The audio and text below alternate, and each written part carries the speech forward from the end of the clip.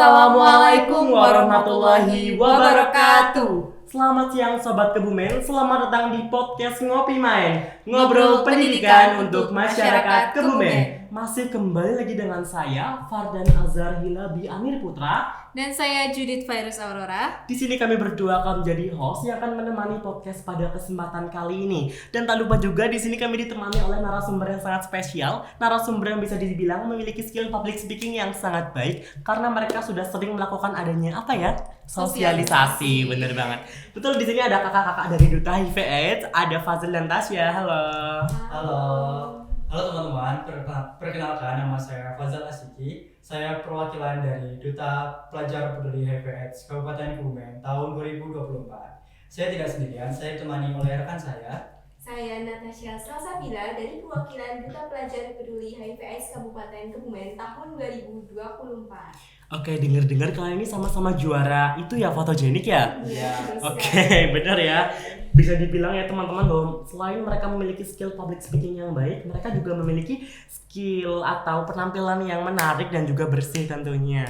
Nah, untuk tema podcast kita kali ini yaitu merangkul sahabat Oda, perjalanan dan pentingnya dukungan komunitas. Oke, mungkin langsung aja ke pertanyaan ya. Aku pengen bertanya nih ke kalian. Semisal kembali ke masa lalu waktu kelas 10 sebelum kalian mendaftar sebagai duta, ada nggak sih motivasi atau dorongan entah dari manapun itu yang membuat kalian ingin mendaftar Duta Pelajar Peduli HIV/AIDS Kabupaten Kebumen? Oke, jadi yang mendorong saya untuk terjun maupun mengikuti Duta Pelajar Peduli HIV/AIDS ini yang pertama karena saya dulunya mengikuti ekstrakurikuler PIKR Genesia yang ada di SMA Negeri 1 Kebumen. Dari situ saya terdorong ataupun tergerak hatinya untuk mengikuti berbagai seleksi duta, yaitu Duta Pelajar Peduli HIV/AIDS. Oke, kalau saya sendiri, mengapa saya terdorong untuk mengikuti seleksi pemilihan Duta HIV/AIDS Kabupaten Kebumen? Karena setiap tahunnya di Kabupaten Kebumen, virus HIV/AIDS itu terus meningkat. Dan di tahun 2017, virus HIV/AIDS Kabupaten Kebumen meningkat di peringkat pertama. Nah, kalau gitu ada nggak sih kisah atau pengalaman pribadi kalian yang membuat kalian itu jadi pingin bergerak aktif dalam pencegahan penularan virus HIV/AIDS di Kabupaten Kebumen? Oke, pencegahan virus HIV/AIDS Kabupaten Kebumen. Untuk terdorong saya karena tadi yang saya sudah jelaskan, karena virus HIV/AIDS semakin tahun semakin bertambah jumlahnya, maka dari itu kita sebagai duta harus mendorong masyarakat untuk sadar bahaya dari virus tersebut. Gitu. Ya, betul sekali. Untuk saya sendiri, pengalaman yang pernah saya lakukan itu dari ketika saya melihat media sosial di mana ada berita bahwa di Kabupaten Kebumen ini virus HIV ini sangat banyak. Oleh karena itu, saya mengikuti Duta Pelajar Peduli HIV/AIDS dan dari situ saya bergerak dan berperan aktif untuk melakukan sosialisasi pencegahan HIV/AIDS. Oke, sangat menginspirasi ya. Tadi kan sudah dijelaskan oleh kalian bahwa dari tahun ke tahun kasus penularan HIV/AIDS itu semakin meningkat ya. Iya, betul. Nah, sekarang aku mau tanya nih, seberapa penting sih peran adanya Duta Pelajar Peduli HIV/AIDS terhadap penyebaran virus HIV/AIDS tersendiri? Oke, pastinya Duta ini memiliki peran yang sangat penting dalam pencegahan dan penurunan HIV/AIDS, yang dimana para duta ini melakukan berbagai program yang harus mereka kerjakan selama masa jabatan mereka. Dan bisa kita lihat bahwa pada kenyataannya ketika kita sudah melakukan ataupun menjadi seorang duta, kita bisa melihat bahwa kasus pada HIV/AIDS di Kabupaten Kebumen saat ini itu sudah menurun karena adanya kita melakukan sosialisasi ke sekolah-sekolah. Selanjutnya, setelah tergabung menjadi Duta Pelajar Peduli HIV/AIDS ini, tentu kalian sudah melakukan penyuluhan dan sosialisasi. Apa sih tantangan terbesar kalian ketika melakukan sosialisasi atau penyuluhan tersebut?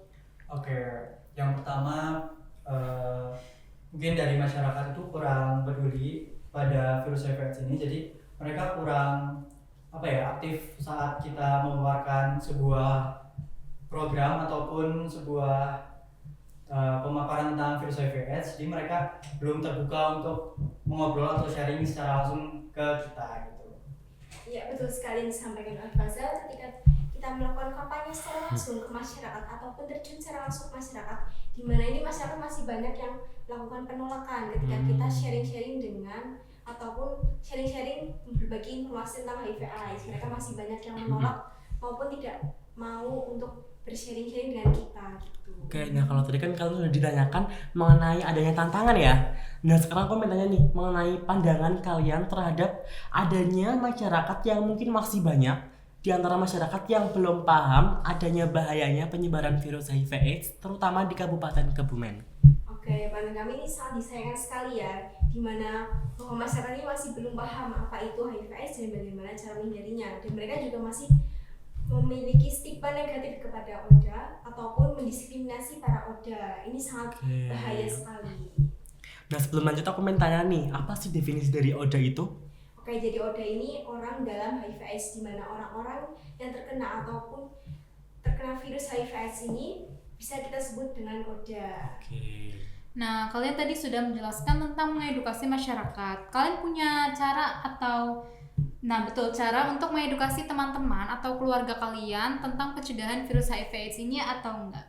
Oke, kalau dari saya sendiri, untuk teman-teman biasanya saya lebih suka ke sharing-sharing tentang virus HIV/AIDS sih, kayak sharing-sharing bahayanya ataupun kasus-kasus yang sedang viral.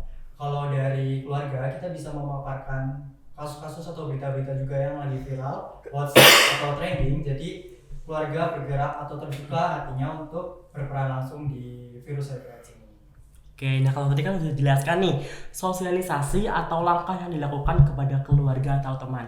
Kalau sekarang aku mintanya langkah konkret yang dilakukan kalian untuk penyebaran sosialisasi di kalangan masyarakat luas. Oke, langkah konkret yang bisa kita lakukan itu bisa kita melakukan berbagai program-program yang sudah kita rancang. Yang pertama ini melakukan sosialisasi untuk sekolah-sekolah di Kabupaten Kebumen, di mana di sana kita bisa mensosialisasikan kepada masyarakat melalui sekolah-sekolah tersebut, dan juga kita juga melakukan berbagai program seperti kampanye secara langsung di tempat umum. Kita melakukan kampanye melalui sharing-sharing dengan para masyarakat tentang HIV/AIDS. Kemudian langkah ketiga yang kita lakukan yaitu dengan membuat sebuah video ataupun konten edukatif yang bisa kita sebarkan di Instagram, YouTube maupun juga TikTok, yang dimana masyarakat bisa melihat secara langsung bagaimana video-video edukatif yang bisa kita paparkan di situ. Ya, tidak hanya itu, kita juga mengadakan event-event internal yang diselilingi oleh pembawa pemateri dari luar yang tentu saja aktif dalam bidang dunia virus HIV/AIDS. Gitu. Nah, aku mau tanya nih, masih ada nggak sih stigma-stigma atau kesalahan pemahaman masyarakat mengenai penularan virus HIV/AIDS? Oke, stigma terhadap ODA itu masih sangat banyak di luar sana karena masyarakat tuh menganggap virus HIV ini adalah virus yang memang cepat menular kepada orang lainnya. Tetapi pada dasarnya virus ini menyerang kita itu dengan kegiatan-kegiatan yang beresiko, seperti contohnya seperti melakukan hubungan seksual, terus kemudian itu secara sembarangan atau tidak sesuai aturan. Kemudian juga melalui narkoba, apalagi narkoba suntik yang dimana itu bisa menyebarkan virus HIV. Oke, berarti dari suntikan itu bisa menyebarkan adanya virus HIV ya? ya karena itu bergantian-gantian. Tadi kan sudah dijelaskan nih sama kalian bahwa masih banyak stigma yang beredar di masyarakat tentang adanya virus HIV ini lah ya tentunya. Sekarang aku mau tanya ke kalian, gimana sih cara kalian ini, cara duta pelajar peduli HIV/AIDS mengatasi adanya stigma-stigma yang beredar di kalangan masyarakat? Oke, yang pastinya kita itu melakukan sosialisasi. Dari sosialisasi tersebut, kita itu bisa mengurangi stigma-stigma negatif dari masyarakat, yang dimana masyarakat itu lebih paham apa itu tentang HIV/AIDS. Kemudian, kita juga bisa membuat sebuah konten edukatif yang seperti saya jelaskan tadi sebelumnya.